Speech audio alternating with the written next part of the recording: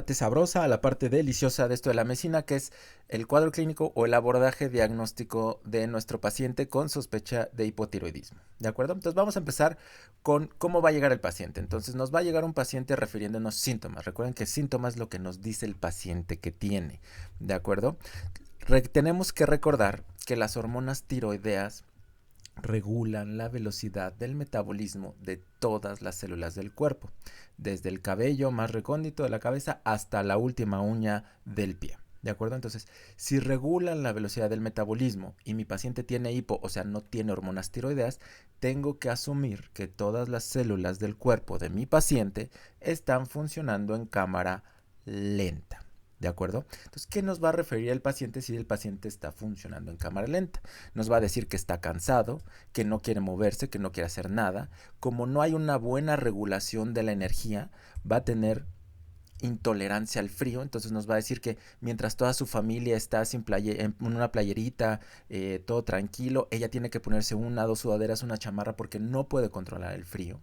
La piel va a estar seca, las uñas quebradizas, va a haber caída excesiva de cabello, va a haber estreñimiento, pero ojo, este estreñimiento va a ser de inicio relativamente agudo, ¿de acuerdo? Porque si tenemos un paciente con colon irritable desde los 11 años de edad, pues poco probable que su estreñimiento sea por hipotiroidismo, ¿vale? La voz puede estar ronca, ¿por qué? Por edema de cuerdas vocales. Como disminuye la tasa de filtrado glomerular, ¿por qué? Porque disminuye la velocidad del metabolismo renal, entonces va a haber edema, va a haber retención hídrica y el paciente va a tener edema. Al tener edema de cuerdas vocales, el paciente va a tener una voz ronca característica, ¿de acuerdo? Puede haber alteraciones de la memoria y esto sobre todo lo van a ver en pacientes jóvenes que estén en preparatoria, universidad, alguna maestría o que estén en los primeros años de trabajo.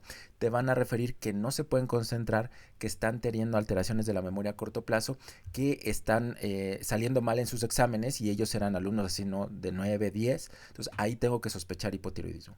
También en adultos mayores tengo que sospecharlo. ¿Por qué? Porque el hipotiroidismo en adultos mayores es una causa de demencia reversible, ¿va? Trastorno depresivo mayor o cuadros depresivos también se pueden asociar a hipotiroidismo y en mujeres en edad fértil puede haber infertilidad o alteraciones menstruales. ¿Por qué? Porque disminuyen los pulsos de GnRH. ¿Por qué? Porque sube la prolactina.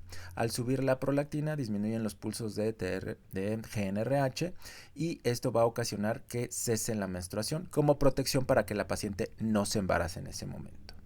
Bien, ahora vamos con los signos. Los signos son las cosas que yo tengo que buscar, que tengo que revisar y que puedo ver en una paciente o en un paciente con hipotiroidismo. Uno es elevación de peso.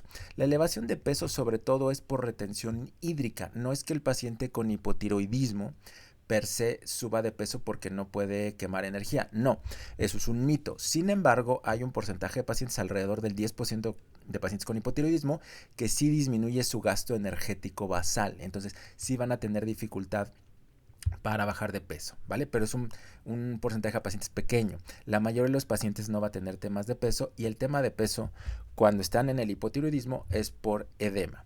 Va a haber bradipsiquia. ¿Por qué? Justamente porque regula la velocidad del metabolismo, entonces van a pensar lento, no van a poder conceptualizar las cosas que les dices, o sea, y esto nos va a hablar también de cronicidad. La voz ronca, recuerden, por edema de cuerdas vocales, la piel seca, va a haber caída del vello, caída de cabello, puede haber madarosis, recuerden que la madarosis es la pérdida del tercio externo de las cejas, puede haber bocio. ¿Esto por qué? Porque al haber un exceso de TSH, recuerden que es como una balanza, si baja la T4 libre, entonces sube mucho la TSH. Entonces al subir mucho la TSH estimula el crecimiento tiroideo, ¿de acuerdo? La hiperplasia e hipertrofia de la tiroides.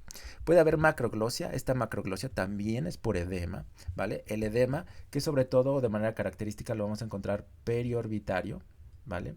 Edema periorbitario y edema facial generalizado. Todo esto nos va a hablar de cronicidad, de que mi paciente lleva ya 4 o 6 meses con el hipotiroidismo. ¿Por qué pongo en rojo la bradicardia y los reflejos? Porque la bradicardia es el signo con mayor sensibilidad y especificidad que nos va a orientar hacia que el paciente sí tiene hipotiroidismo. ¿A qué me refiero? Si llega una paciente y nos dice que tiene alteraciones menstruales, estreñimiento, caída de cabello, pero yo reviso y tiene una frecuencia cardíaca de 80, 90, poco probable que tenga hipotiroidismo. Sin embargo, si llega un paciente que tiene alteraciones de la memoria, no se puede concentrar muy bien, se le hinchan un poquito los pies, reviso y tiene 50 de frecuencia cardíaca y no hace ejercicio, ese paciente tiene un aumento de probabilidad de sí ser hipotiroideo. ¿De acuerdo?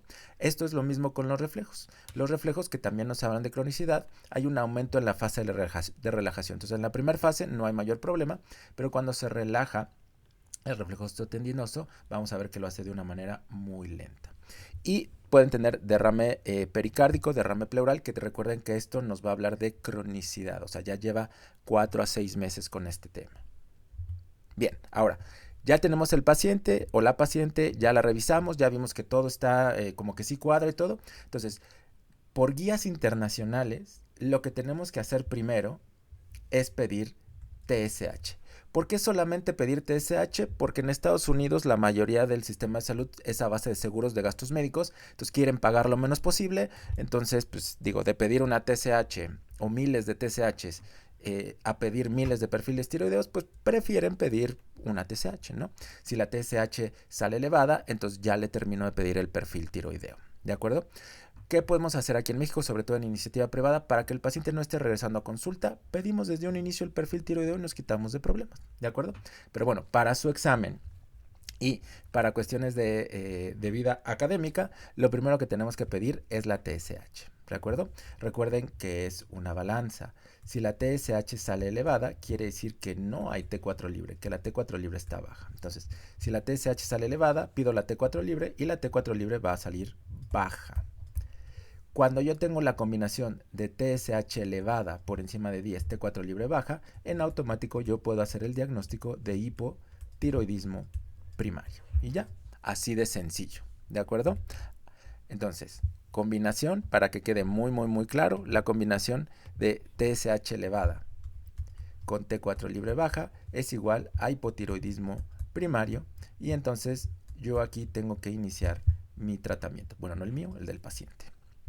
Bien, ahora, me interesa saber por qué ese paciente tiene hipotiroidismo primario. Recuerden que la causa más común de hipotiroidismo primario es autoinmune. Entonces, enfermedad de Hashimoto. A todos los pacientes que diagnostico con hipo primario, les voy a pedir anticuerpos antiperoxidasa tiroidea y antitiroglobulina.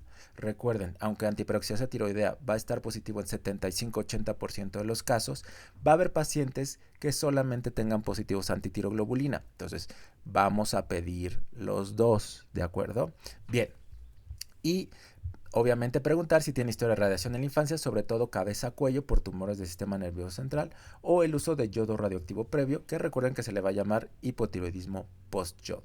Pero recuerden, lo más común es anticuerpos antitiroideos por enfermedad de Hashimoto.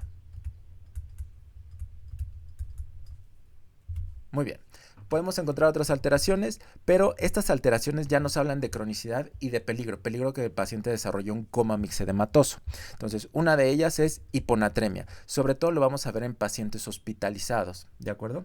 Esta hiponatremia va a ser una hiponatremia dilucional y la vamos a clasificar como una hiponatremia hiposmolar euvolémica. ¿Por qué euvolémica? Porque la presión está completamente normal y otros datos de volumen nos dicen que no hay ninguna alteración, ¿vale? Puede haber un aumento de colesterol y triglicéridos, puede haber elevación de CPK por uso de aminoácidos como fuente de energía, puede haber anemia. La anemia puede ser normocítica en casos de que sea dilucional, ¿por qué? Por la retención hídrica disminuye la hemoglobina, el hematocrito, o puede ser macrocítica. Y cuando tenemos una anemia macrocítica en un paciente con hipotiroidismo primario, tenemos que sospechar anemia perniciosa, ¿de acuerdo? ¿Por qué? Porque es una causa autoinmune muy comúnmente asociada al hipotiroidismo primario de anemia macrocítica o megaloblástica. ¿Qué es esto? Anticuerpos contra el factor intrínseco que hace que no se pueda absorber de manera apropiada la vitamina B12 y esto nos va a provocar una anemia macrocítica. Entonces, si en un examen te ponen por ahí una mujer de 26 años de edad con hipoprimario y anemia macrocítica y te pregunto qué estudio le pedirías, entonces tú me tienes que poner que anticuerpos contra el factor intrínseco para saber que es posible que tenga anemia perniciosa, ¿de acuerdo? Recuerden derrame pleural pericárdico, pero esto ya es una complicación, esto ya nos habla de cronicidad en el paciente.